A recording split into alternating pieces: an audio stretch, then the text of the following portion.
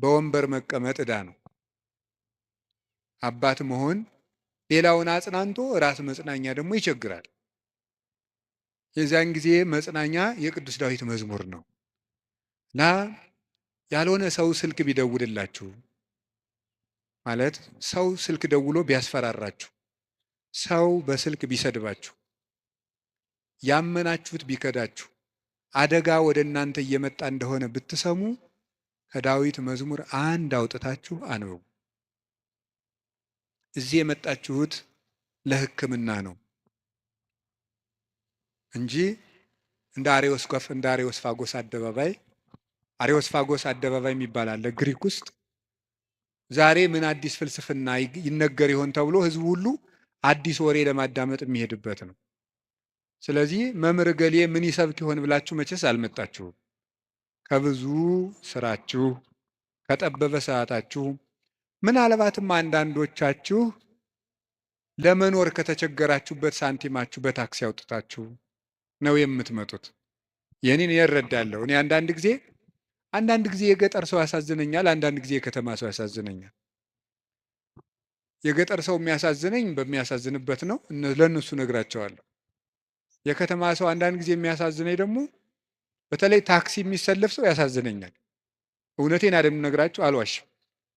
ሰው ሲሰራ ውሎ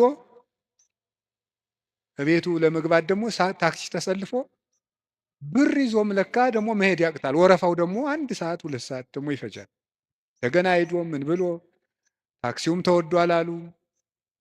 ከዛችሁ ግን ይሄ በታምር ነው ሰው የሚኖረው፣ በታምር ነው። ካልሰረቃችሁ በቀር በታምር ነው እየኖራችሁ ያላችሁ፣ አንዳንዱን ማለት ነው።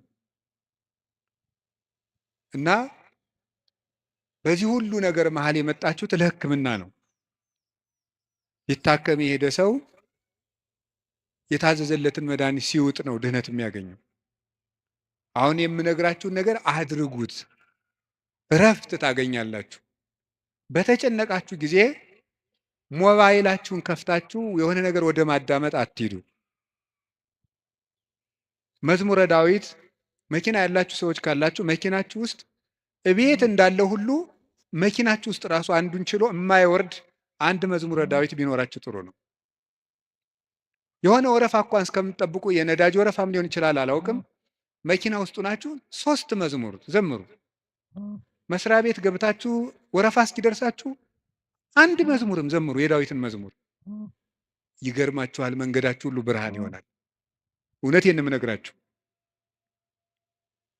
መቼም ስብከት ድራማ አይደለም።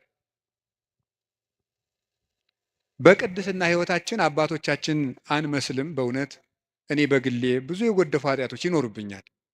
ግን በጸሎት በኩል ያልሞከርኩትን አልሰብክም። ስለዚህ መዝሙረ ዳዊት አጽናንቶኝ ነው እንጂ የምናገረው ያነበብኩትን አይደለም የምናገረው። የሆነውን ነው የምነግራችሁ። ይጠቅማቸዋል። መዝሙረ ዳዊት አንብቡ። ሰው ላይ አትጠጉ፣ በሰውም አትሸበሩ። እግዚአብሔር ክንድ ላይ እረፉ። ያንን ደግሞ የሚሆነው መዝሙረ ዳዊት ስታነቡ ነው። ዘምሩ። የዳዊት ሲጨንቃችሁም መዝሙረ ዳዊት አንቡ፣ ደስ ሲላችሁም አንብቡ። እግዚአብሔር ደስ ሲለን እሱን ማስታወሳችንን ይፈትነናል። ሲከፋን አኩርፈን አለመውጣታችንን ይፈትነናል። ስለዚህ ሲከፋን ምንዘምር እሱ እግር እንገኝ። ምንድነው? ሴት በሚያስጨንቅ ስቃይ ትወልዳለች፣ ወልዳ ስትጨርስ ከባሏ እግር ትገኛለች ይላል። ኦሪት ዘፍጥረት ያለው አይደለም? በምጥ ወልደሽ በስቃይ ወልደሽ ፈቃድሽ ወደ ባልሽ ይሁን ያለ። በስቃይ ትወልዳለች፣ ወልዳ ስትጨርቅ ከባሏ ጋር ትውላለች።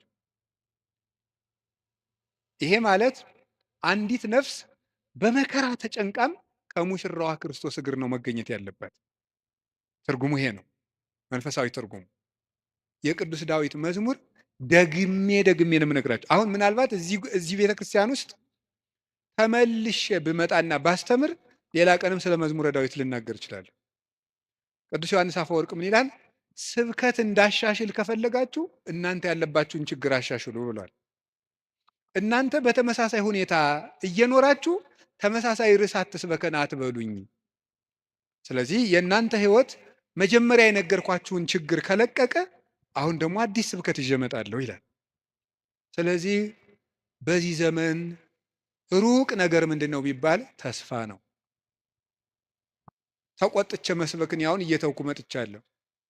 ኑሮው ተቆጥቶት ይሄ ሰው ጦርነት ተቆጥቶት ምን እናርገው ብዬ ዝም ብዬ ተስፋ ነው የምነግራችሁ። እና ለተስፋ ደግሞ የቅዱስ ዳዊት መዝሙር ፍጹም ፍጹም መሰላል ነው። ምዕመናን ፈትኑና ውቀሱኝ። ማታ ማታ አንድ መዝሙረ ዳዊት ድገሙ። ከመተኛታችሁ በፊት እንደው 1 ሰዓት 2 ሰዓት 3 ሰዓት በቃ ከስልካችሁ ፍሪ መሆን አለባችሁ። መዝሙረ ዳዊት አንብቡ። እግዚአብሔር ከእናንተ ጋር ይሆናል። ቅዱስ መቃርስ ምን ይል ነበር? ጌታዬና አምላኬ መጠጊያዬ ኢየሱስ ክርስቶስ ሆይ ይህንን ሌሊት የማድርበት ጉልበት የለኝም። ሌሊቱን እንዴት እንደማድር አንተ ታውቃለህ። አንተ ከኔ ጋር ሁን፣ በፈቃድህ አሳድረኝ ብሎ ይጸልይ ነበር። ስለዚህ የቅዱስ ዳዊትን መዝሙር ጸለያችሁ አንብባችሁ ተኙ። ማለዳችሁን እግዚአብሔር ማታውን የቀደሰ ሰው ማለዳውን ይቀድሳል። ማታችንን ካበላሸ ነው ማለዳችንም ይበላሻል። ማለዳችን ከተበላሸም ማታችን ይበላሻል። ማለዳም በመዝሙረ ዳዊት እንጀምር ሲሆን አንዳንድ መዝሙራትን በቃላችሁ አጥኑ። ስንት ነገር ተሸመድዶ የለ እንዴ? ሐሜት እኮ አሁን ስንት ሰው ያውቃል። ሰው እኔ እንደው አንዳንድ ጊዜ ይገርመኛል። ሰው ወሬ እንዴት አድርጎ እንደሚይዝና ቃለ እግዚአብሔር አጥና ሲሉት ግን ወር አይዘው። ሐሜት ግን በ5 ደቂቃ ስንት ሐሜት ይሸመድዳል። አጥኑ መዝሙረ ዳዊት መጠጊያችሁን እግዚአብሔር አድርጉ እና ቅዱስ ዳዊት በረከተ እግዚአብሔር የሞላበት ፍጹም የፍቅር ሰው ነበረ። ሰውንና እግዚአብሔርን ይወድ ነበር እላችኋለሁ። የቅዱስ ዳዊት በረከቱና ረዴቱ አሸናፊነቱ ጭምር ከሁላችን ጋር ይሁን። ቅዱስ ዳዊት ጠላቶቹ ሁሉ ተሸንፈውለት እረፍት ካገኘ በኋላ የዘመረው መዝሙር ነው ይባላል። መዝሙር 17 ጠላቶቹ ሁሉ አርፈውለት የዘመረው መዝሙር ነው ይላል። በእኛም ላይ የሚነሳብንን ነገር ሁሉ እግዚአብሔር ያሳርፍልን፣ እረፍት ይስጠን መድኃኔዓለም። ስለዚህ ምን አለ? አቤቱ ጉልበቴ ሆይ ተናገሩ እንጂ በሉ ሁላችሁ። እኔን መሰላችሁ እንዴ? እግዚአብሔርን እኮ ነው። በሉ እሺ፣ አቤቱ ጉልበቴ ሆይ በሉ። እሺ፣ ማን ነው እንደዛ የሚለው? እግዚአብሔርን። በጣም የሚያስደንቅ ነገር ነው። እኔ እንግዲህ 3-4 ነጥቦችን ልንገራችሁ። እግዚአብሔር ለምንድን ነው ጉልበት የሚባለው የሚለውን ለምነግራችሁ። አፈቅረክ እግዚኦ በኃይሌ፣ ኃይልን ስላደረክልኝ አመሰግንሃለሁ ነው የሚለው። ኃይልን ስላደረክልኝ አመሰግንሃለሁ። ግዕዙ እንደዛ ብሎ ይፈተዋል። አንድምታችን አንድም ስላደረክልኝ ኃይል አመሰግንሃለሁ፣ አንድም ኃይልን የምታደርግልኝ ነህና አመሰግንሃለሁ። ያለፈውንም የሚመጣውንም እስካሁን ኃይልን ስላደረክልኝ አመሰግንሃለሁ፣ ነገም ኃይልን ስለምታደርግልኝ ቀድሜ አመሰግንሃለሁ። ሲናገር እግዚአብሔር ኃይልየ ወፀወኔ ወመዳኔ፣ እግዚአብሔር ኃይልየ፣ እግዚአብሔር መጠጊያዬ፣ እግዚአብሔር መድኃኒቴ ነው ይላል። እግዚአብሔር ኃይሌ ነው፣ እግዚአብሔር መጠጊያዬ አምባዬ ነው፣ እግዚአብሔር መድኃኒቴ ነው። ሊቃውንት ሲፈቱት እግዚአብሔር ብዋጋ ማሸነፊያዬ ጋሻዬ፣ ብሸሽ መጠጊያዬ ነው ይላል። ሰልፍ በመጣ ጊዜ ድል የምነሳበት እሱ ነው። በሸሸው ጊዜ የማመልጥበት መጠጊያ እሱ ነው። የሚያድነኝም እሱ ነው የሚለውን ሊቃውንት ሲተረጉሙት የማያድን አምባ አለና ይላሉ። የማያድን አምባ አለና እግዚአብሔር ግን የሚያድን አምባ ነው ይላል። ብዙ ሰዎች የተጠጉበት አምባ ሁሉ አላዳናቸውም። አይታችሁ እንደሆነ ማለት ነው። እየሰማችሁ ነው? አዎ። የተጠጉበት አምባ ሁሉ አላዳናቸውም። እንዲያው ብዙ ሰዎችን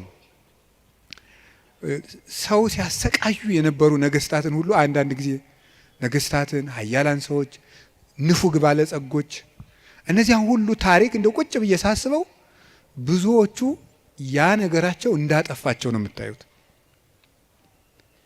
ጉድጓድ ውስጥ ከተማ ሰርተው የሚኖሩትን ሁሉ መርምሮ አውጥቶ አንጠልጥሎ የሚገል ጥሎባቸዋል። ሁሉንም ማለት ነው። የማያድን አምባ አለና 100 ኪሎ ሜትር የምድር ውስጥ ከተማ ቢሰራ አንድ ሰው አይድንም። እግዚአብሔር ፊት ከሆነ ግን መሀል ላይ እዚህ መሀል ከተማ ላይ ምንም አይሆንም። በህዝብ መሀል ተሰውሮ ምንም አይሆንም። ዛሬ አቡነ ገብረ መንፈስ ቅዱስ ናቸው እንደምታውቁት።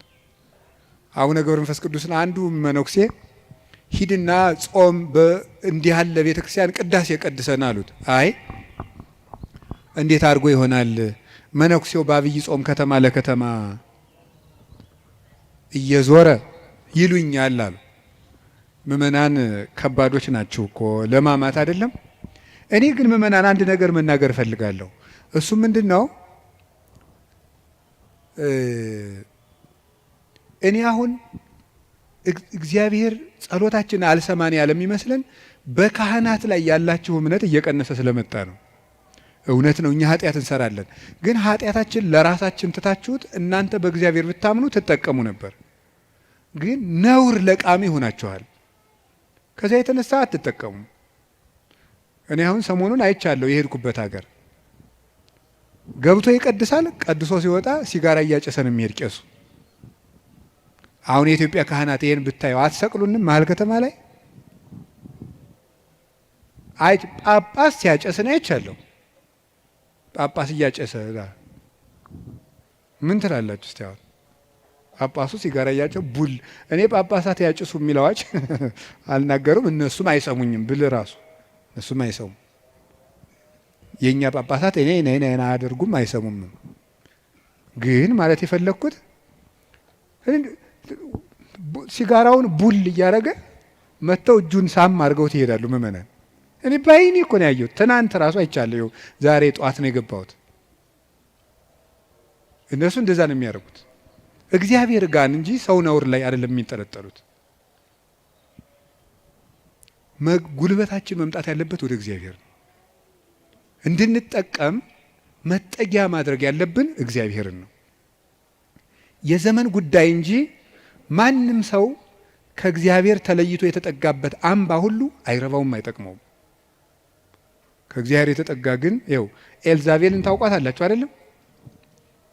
ናቡቴን እንደዚህ አድርጋ አስገድላ፣ እሷ ግን በግንብ የተሰራ ምርጥ ቤት በዘመኑ ድንጋይ ተወርሮ የማይፈነቅለው ቤት በሙሉ ሰርታ፣ ሰረገላ የማይገባበት ቤት ፈርሳ፣ ቤት ሰርታ፣ በጦር የማይወጋ ቤት ሰርታ፣ ይገርማችኋል፣ ገለው አውጥተው በመስኮት ነው እንዲያውም ጎትተው የጣሏት።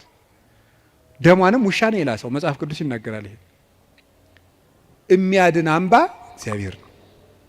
የሀብት አምባም አያድንም፣ የዘመድ አምባም አያድንም፣ የጦር የሰረገላ አምባም አያድንም። አንድ ሰው ብዙ ቀን ክፉ ነገር አልደረሰበትም ማለት መጨረሻው ያምራል ማለት አይደለም። ጽዋው ሞልቶ እስኪፈስ እግዚአብሔር ሊታገስ ይችላል። ትዕግስቱን የፈጸመለትና ሰው በቸርነቱ መጠቅመጥ ያቃተውለት ግን የፍርዱን ጽዋ ይቀደዋል። የሚያድን አምባ እግዚአብሔር ነው። እግዚአብሔር አምባዬ ነው፣ ተጠግቼ የማርፍበት የሚያድን አምባዬ እግዚአብሔር ነው። ዘመድም ስልጣንም ወገንም የጓደኛ ብዛትም መሳሪያም አያድንም።